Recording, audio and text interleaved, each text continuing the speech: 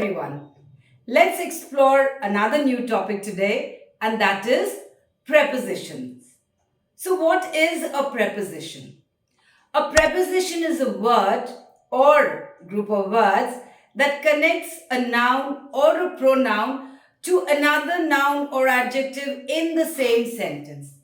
It shows how a noun is related to another noun or adjective in the same sentence, or a pronoun, how is it related, how is it connected to other noun or adjective in the same sentence.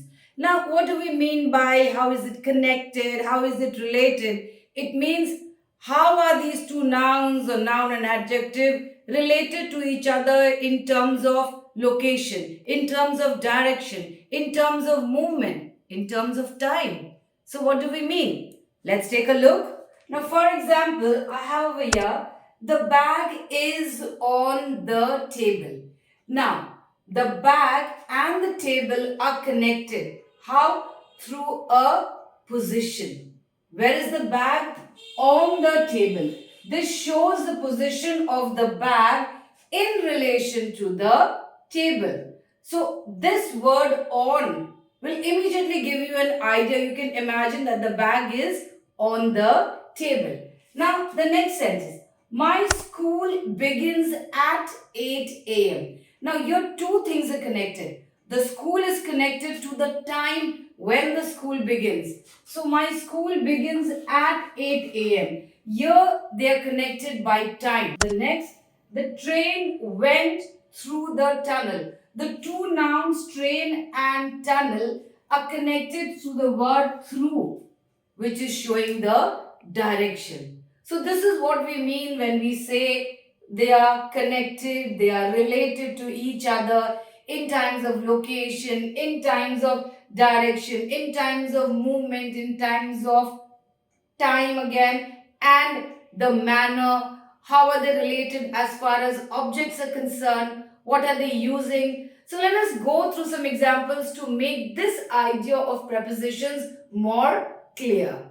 Now, here you can see on your screen as well as on the board that these are the different types of prepositions. We call them as preposition of time, preposition of place or location, preposition of movement, preposition of manner, and group of words. Now, some of these are also again interconnected, like place, location. It can also be direction. So sometimes they are taken as separately, or we've just combined them to make them as preposition of place or location. Now we're going to look at all of them one by one and see which are these prepositions which fall under the category of preposition of time and so on.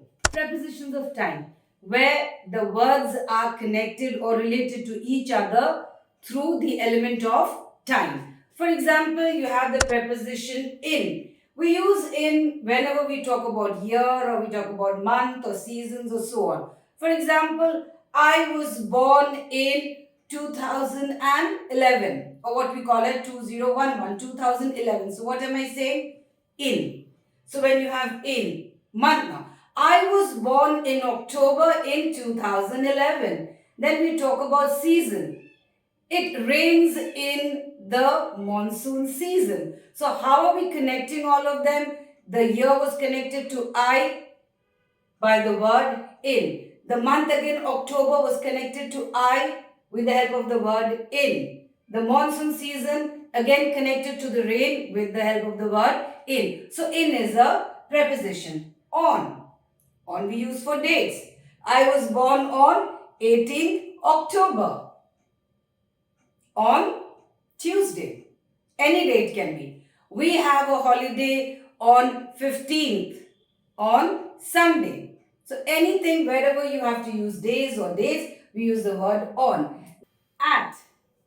Clock time. What do we mean by clock time? That means the time shown by a clock. 1 o'clock, 2 o'clock, 1:30, 12:30, 7:30. I sleep at 10 p.m. every day. So the time 10 p.m. is connected to I with the help of this preposition at. Then when we talk about festivals, at Diwali, at Christmas, at Holi, mealtime, the next kind of preposition, and that is preposition of place or location. Now there are many prepositions. We are just going to look at few examples for today. Okay, so location. Whenever we are talking about where something is located, that means where is it kept. So these are some of the prepositions that we use: on, at, in. And some of these prepositions also overlap. And we'll see what do we mean by overlapping. We can have in for location, we can have in for space also, we have in for time also. So some prepositions can come in different kinds of prepositions. What you need to remember is the correct usage, irrespective of whether it is preposition of time or whether it is preposition of location. For example, on. My bag is on the table. So where is it? On the table. So we use this simply on to show surface. Where is it kept? On the surface. On the surface. Please don't sit on the chair. It's freshly painted. So where don't sit on the chair, it's freshly painted. Similarly, at. I shall wait for you at the bus stop. So that is showing the location where I will meet you or where someone will be waiting for me. Then again, in. My pen is in the pen stand. Now when do we use in? When do we use inside? We'll come to that also. Then again, position. Above, something is above and over. To sound, they are nearly the same, but there is little difference. We'll see this specifically in one of our future lessons. What is the difference between above and over, or when do we use above, when do we use over, when do we use below, when do we use under.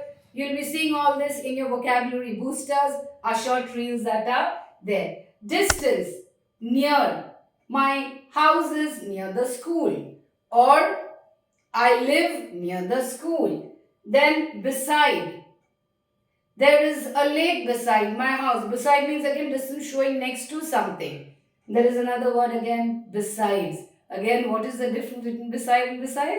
We will be covering up that also. Again, by. The hut is by the river. That shows that it is something is close to the river. Then, when we talk about direction, up. The spider climbed up the wall. You must have learned this nursery rhyme, Incy Wincy Spider climbing up the wall. So that is up the wall. Down came the spider, and down whatever it is. So that's just a nursery rhyme. But when we take it in the form of a proper sentence, the mountaineers came down very fast. So that means again it is showing the direction. Then this is the enclosed area. Enclosed means something is closed from all the sides. Then we say that something is inside. For example, if I have a pen stand and I have my chalk in that, so I'll say my chalk is in the pen stand. Now, when you have a pencil box and your pencil box is closed, then we say my pencil is inside the pencil box. So inside is always used for something which is closed from all sides and it's packed, like we say. Or like we've seen the example given, the tiger was inside the cage because the cage is covered from all sides. So we use the word inside. Enclosed, anything is fully inside, we will say inside. Within the four walls of this room. Okay, again, so you need to know in means anything that is kept inside, it is enclosed, it's covered, but not necessarily even from the top. Inside, when everything is packed and closed from everywhere. Next preposition, preposition of movement. And you can see some examples: across, through, into, over, past, toward. All these are preposition of movement because they are showing action. For example, the dog ran across the road. So you can imagine in your mind there is a movement, the dog ran across the road. So when we talk about towards, Rishabh walked towards the car. Again, you can imagine in your mind the movement that is there, that someone is walking towards the car. Ali dived into the pool. Now, the word into is always used to show some action taking place. So, he dived into the pool. Or, please pour some water into my glass. So, when you're pouring water, also, there's an action of the water falling into the glass. So, please pour some water into the glass. Please pour some juice into my glass. Okay. Next, the aeroplane flew over the clouds. Again, there is movement. So, these are what we call as movement words, the prepositions of movement. The next kind of preposition, preposition of manner.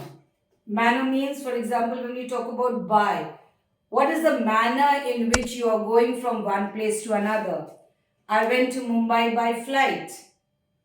I went to Delhi by train. I went to Kanpur by bus. So what is the means of transportation that you are using? We use with mostly when we are using an object or when we are using a tool. I cut the ribbon with a knife, or I cut the ribbon with a pair of scissors. The woodcutter cut the tree with his axe. So with, you're using an external object to complete your work. I saved the photos on my laptop. What did you use? The laptop, so I saved them on my laptop. Or I saw the movie on my mobile. That also comes as manner. She spoke to the stranger in a friendly way. Or Rita spoke to me in a rude manner. So the way you speak to someone, that is also the time when we can use in. She sings like a nightingale. So again, we are comparing to the nightingale, like a nightingale. He ran like a panther. How? Like a panther. So these are some of the prepositions of manner. The next type of prepositions are prepositional phrases, or what we generally call them as group of words, because phrases are group of words. So these are group of words which are used as preposition. For example, instead of, you should study instead of playing. So these two words instead of, they are used as a preposition. I want the pastry as well as the ice cream. When you want both the things as well as. So both the things, okay. Seth could not attend school due to his fever. So the word due to, that is a preposition. Another word for due to is because, but we are going to use because when we do conjunction, one single word. But over here, due to is a preposition. In spite of the warning, Danish continued to misbehave. That means he was given a warning, but still. So instead of saying but still, we have used a better preposition, that is in spite of. In front of. There is a big mall in front of my house. In addition to. You have to solve these two sums also in addition to the 5 sums already given to you. So these were some of the kinds of prepositions that we just covered. There are many more prepositions, many more examples. You need to just go through them. Okay? So let's just apply all this to some activity. So yes, time to take out your jotting pads and jot down the answer. The next one is very simple. It's a picture given to you where the objects are placed and you have to see where the objects are and then fill in the correct preposition that will be used for that object in relation to some other object in the very same sentence. So, let's go ahead.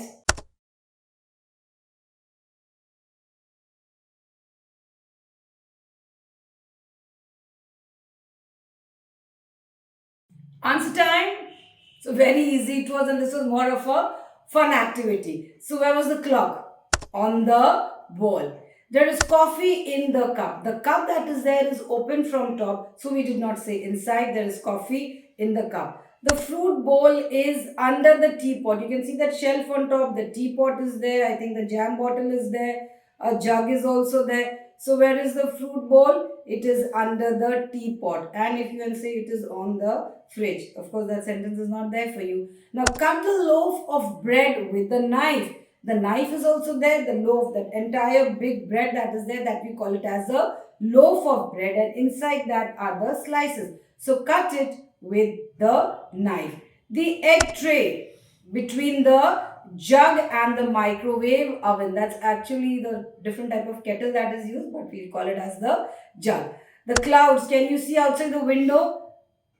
The window is there, over there. So where are the clouds? They are above the mountain. And the dustbin, where is it? Behind the chair. Now, I need juice, so please pour. The word please, of course, is not there. Pour the juice into the glass. So it is showing movement. So this was real fun. So let's take one more exercise. So time to just watch it on your screen.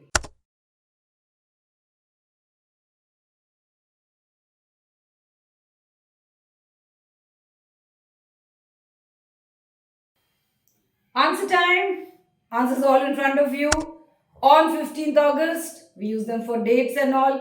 In Mumbai city, I will go to the library with you. You're accompanying someone again. The bus arrived at the stop. Time on time.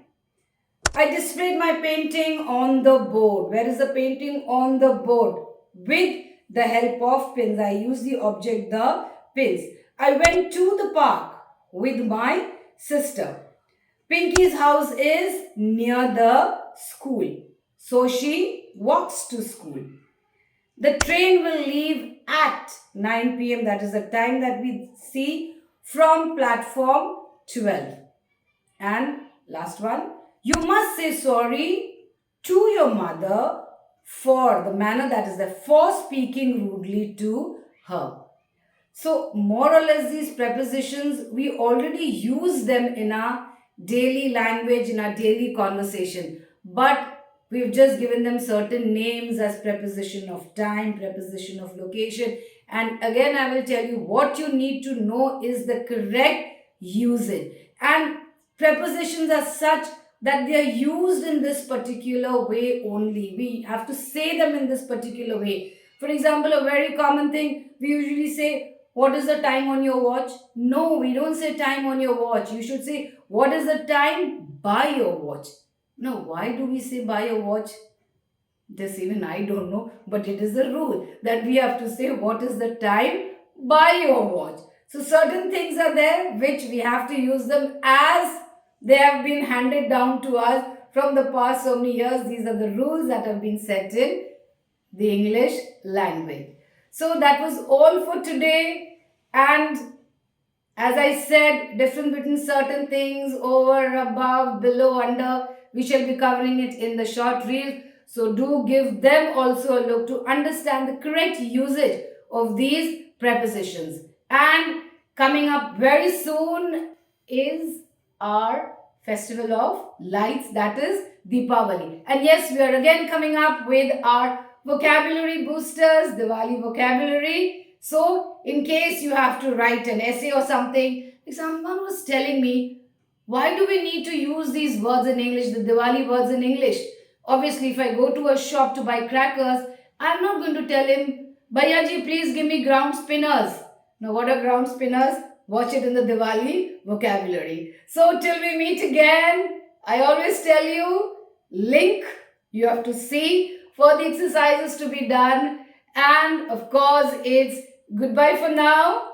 And of course, with a reminder again, take good care of yourself. Bye-bye.